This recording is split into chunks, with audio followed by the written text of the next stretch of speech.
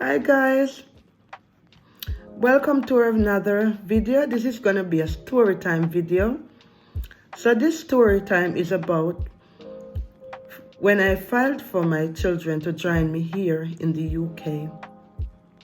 So after arriving in the UK in 2002, I spent 4 years before I could file for my children. So I filed for my children. So I go online myself and fill out the application form, which was the VA4 form at the time. I think it's the same form now anyway. So I filled out the form and I look at the requirement, all that required for me to send to my family to take to the immigration in Jamaica. So I gather all the document that's required to send to Jamaica. So I look for my bank statement, my pay slip, my rent agreement, which was my tenancy agreement. I look for all my cards, postcard, everything that I could put my hands on to send to the immigration. So the document arrive in Jamaica, my sister collect them because I send them by recorded delivery, and my sister collect them and take them into the immigration in Kingston, the UK immigration in Kingston. Anyway, she, like weeks or months after, I can't remember exactly, but she received a date for the interview. At the time, my kids was living with my mother, sometimes living with their dad, but my sister was the one who doing the application at the time because my children were mainly with my mother, and my mother was not able to attend the interview, so my sister had to be the one to do it for me. Anyway, the day of the interview arrived. My sister now went to Kingston to the interview and went into the interview. People don't know what my sister go and tell them. I don't know if she was afraid or frightened to meet them. She told them that she lived in a 5-bedroom house with the children, them and my mother. Yes. So, but after the interview, she called me and told me that the children them get through and all of that, and I am here now jumping and celebrating, Yes, jumping and celebrating, think that my kids them get the visa to come. You want to see how I jump in the house? I was just jumping and jumping the whole day, jumping,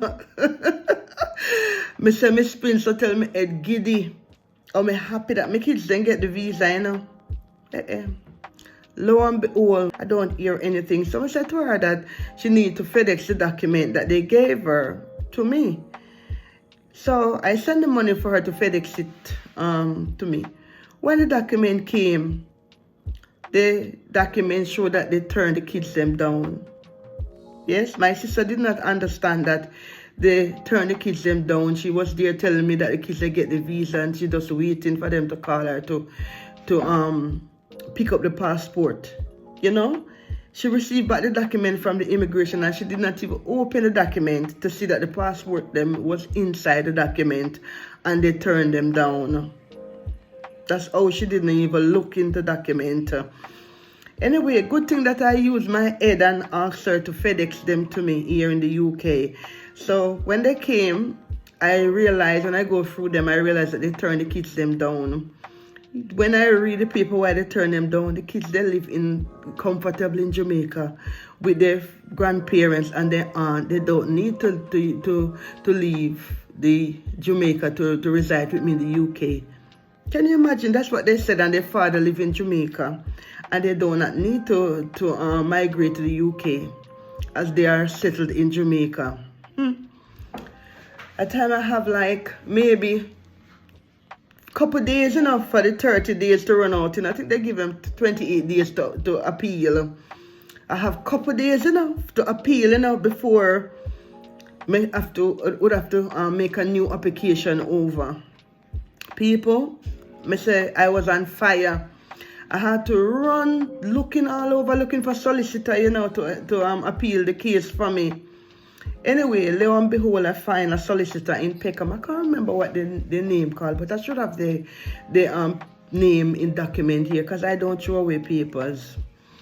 So I remembered finding this solicitor, and this nice young girl, she just out of law school, and she said she's gonna take my case. I was a bit nervous, to be honest, because she was so young, she had no experience, you know.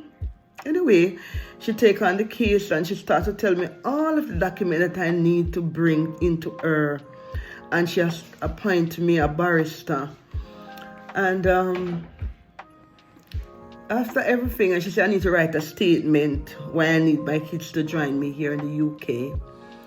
So I never write any sort of statement like that before or anything, but she said to me that I shouldn't worry, I should write what is in my heart. You know, as a mother, write what is in my heart, and when I bring it to her, she will help put it together properly for me. So I sit and I write everything that I can think of as a mother, why I want my sons to join me here in the UK, and I take it into her. So about this happened in April. I think it happened because I applied in March, and this was going on in April. Yes.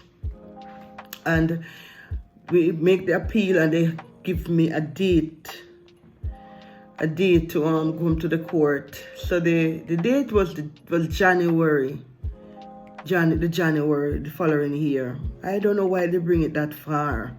Anyway, you know, I was working, gather up more document, and such like. Anyway, the date of the court came, and I remembered the barrister wanted me to get a letter from my sister, because my sister said she cannot look after my children because she has her own children, her own family to look after. So the barrister wanted me to get a letter from my sister. But to be honest, I didn't get any letter from my sister, to be honest. Because, you know, Jamaican people already, they will just tell you one thing. And, you know, I didn't bother to get any letter. Yeah, I didn't bother. So on the date of the, two things the barrister told me, just remember, two things the barrister asked me to get a letter from my ex-husband at the time, and a letter from my sister. So I went to my ex-husband, and he did not give me the letter. He said that you weren't doing any letter, whatever, what I should leave the kids them in Jamaica, let them stay down there and all that. You know, I never fight with him, I just leave him anyway. So the letter from my sister, I didn't bother with it either. I get everything else what they asked me to get, but those two letters, I never get them. So I remember the date of the court. The date of the court when I went there, and I didn't carry the letter. I met the barrister outside in the communal area or reception area, what they want to call it, at the court. And I told the barrister I didn't get the letter. The barrister was not happy at all. He was saying that I should put off the case. I should put it off.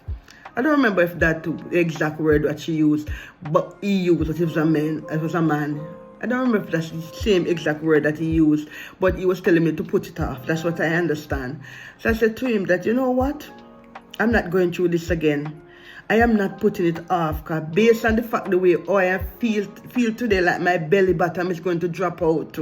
I'm not going through this again. You know, I had this feeling lingering around me, nervous like hell, because I don't want to hear that I can't get my kids, you know. After 5 years without them. No, I don't want to hear no. So I said to the barrister, no, I'm not going to put it off, and you know. Anyway, when the judge came, it was a female judge. The barrister came to me and said, you better put it off, because this judge, if you don't agree with the case, she can make a mess of it. I said, no, I'm not putting it off. I'm already here, and I'm not putting it off. Anyway, I went into, they called my name, and we went in. The barrister, when I went into the courtroom, the barrister not defending me that much. I don't believe he was defending me as how a barrister should defend a client. I think he was really upset that I didn't put it off. So if I lose a case, he would have said, I have told you, you know. He never put in any effort that much. So I remember when the immigration officer asked me why I didn't, how many times I visit Jamaica. So I told him, and he said, why I don't go to Jamaica more often than this, and I have my children there. So I said to him that I have to support two households. I have to support myself here in the UK, and I have to support my kids them in Jamaica. So there's no way I earn that amount of money to go to Jamaica more often than what I am already doing. And he asked me a couple more questions, you know, some more questions, and I mean, the barrister should be defending me, and he was not saying anything. The barrister was not saying anything, my dear. He wasn't saying anything. So I started to cry in the courthouse, and I started to cry, you know, when the immigration officer just tear me to pieces, you know. But the good thing about everything that he asked me, I was able to answer. But because I was nervous, I would just start crying. You understand? I was just crying. So the judge said to me, like she would say, but the immigration officer he had a Asian name. I can't remember the name. Like she would say, Mr. Such and Such, why are you badgering the lady? And then she said to me, drink some water. And I drink some water, you know. They brought me a glass of water, and I drink the water. And, you know, and when I done speak in the court for my children, and that day, the judge said to me that she see no flaws in my case. Right there and done. The judge said to me that she don't see any flaw in my case, because I was the one who supported my children. Every month I was sending money to them. Card, anything. You know, I tried my best. At earlier, when I just arrived in the UK, it was hard at times sometimes to send, but as soon as I was up on my feet, I was sending money for them. You know. So the judge said to me in the courtroom that she does not see any flaws in my case. I don't remember if that's the exact word that she used, but that's what she meant. She didn't see nowhere that I was telling any lie, because I was not telling any lies. And anyway, the judge told me that I would hear from her. I would hear from her, like she was saying, in 30 days or something. You know, she said that I would hear from her. But dear, I go to court the 21st of January. And by the 5th of February, the judge write to me at my house.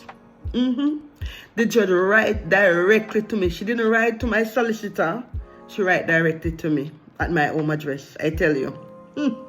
When my kids, they come in the UK, get the visa, and come and arrive in the UK, my solicitors don't get the answer yet to say that I won the case.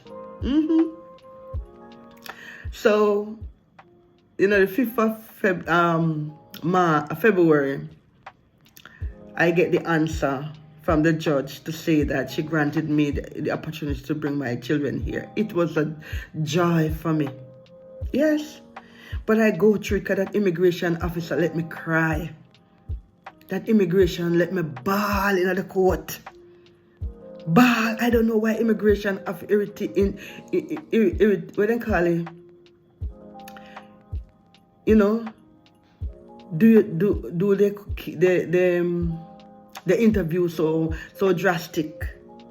Interrogate, I should say the right word. I couldn't remember it just now. I don't know why he was interrogating me that bad. He was just interrogating me, and it was a bit of intimidation as well. You know? Oh, God have mercy. And I said that barrister get my money for free. He did not work the case for me. It's just the mercy of God. Because I was just praying. It's just the mercy of God. People. And the good Lord give the judge heart.